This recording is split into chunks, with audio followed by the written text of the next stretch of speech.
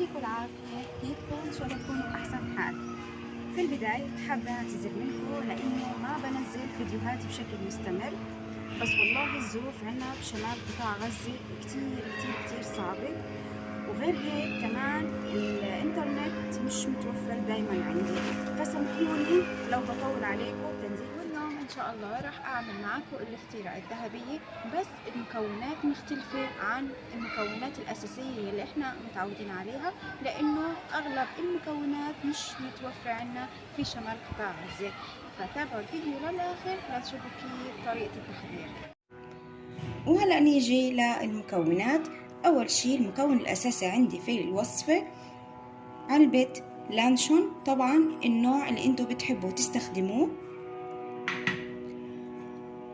وعلبة بازيلا بجزر،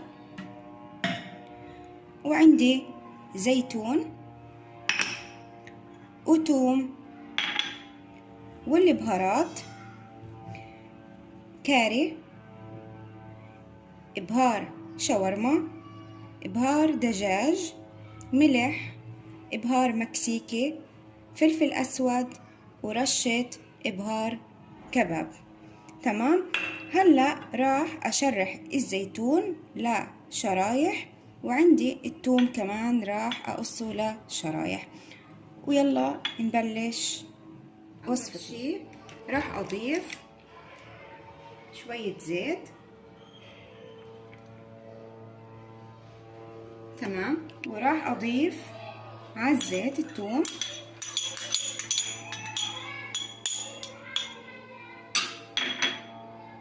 وهضيف اللانشون. طبعا الوصفة هاي لازمها بصل، بس للأسف عنا بشمال قطاع غزة ولا في بصلة. تمام. فضفت هون الثوم، وراح أضيف عليه قطع اللانشون. تمام. وبعدين هضيف الجزر والبازيلا بعد ما صفيتهم من المي،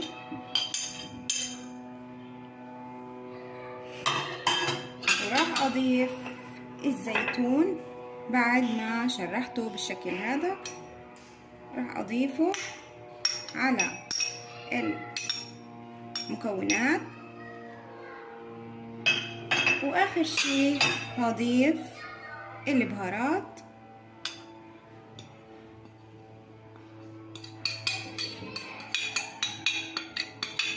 وهلأ راح أولع النار وأقلب المكونات سوا تقلبتين، وبتكون خلطة الفطيرة صارت جاهزة عنا، ونكفي باقي وصفتنا. وبعد ما قلبتها تقلبتين على النار صارت الحشوة جاهزة عندي.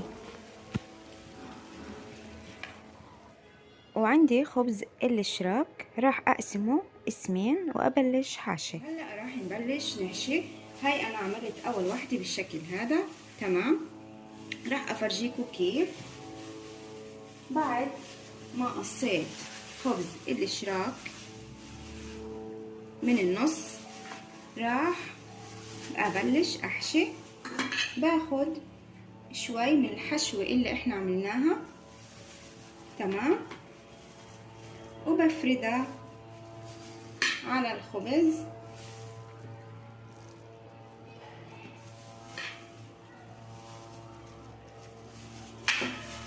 وبعدين ببلش لف.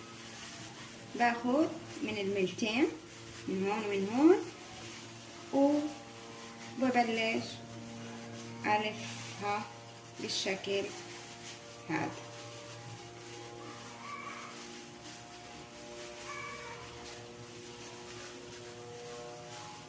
وهيك بتصير جاهزة لحتى أغمسها بالخليط الطحين والقسماط.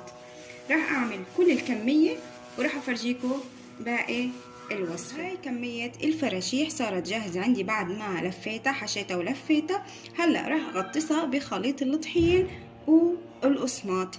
تمام. طبعا خليط الطحين انا عملته قبل بمرة معاكم، بتلاقوه بالفيديوهات السابقة. تمام. يلا هلا راح اغمس الفراشيح بخليط القسماط وخليط الطحين، وراح أبلش قلي الفطاير بزيت غزير وحامي. وهيك كانت النتيجة، عن جد ولا أروع. طيب كتير، بنصحكم تجربوها على طريقتي، طريقة الحرب.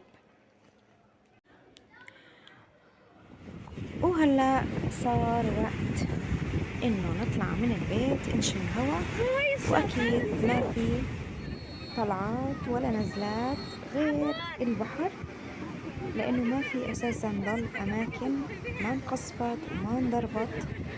اللي باقي بس منفسنا الوحيد البحر. وهون بصراحة جوعنا، فكنت عاملة شوية فطاير محمرة وزعتر وكوباية شاي، وانبسطنا كتير كتير كتير أنا وولادي وبنات عمي.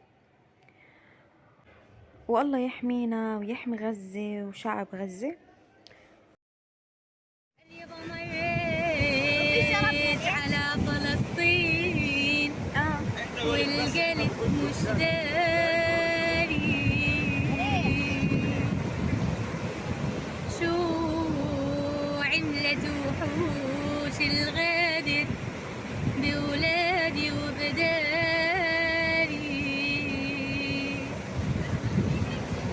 اليابا ونيت وقلت يا دمع داري، نسيون اخوتنا العرب وتغلقت علينا الهواه.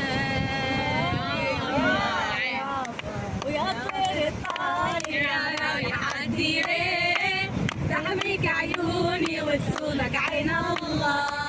والله يا مسافر عيني هالغيرة، فلسطين بلادي حلوة يا ما شاء الله.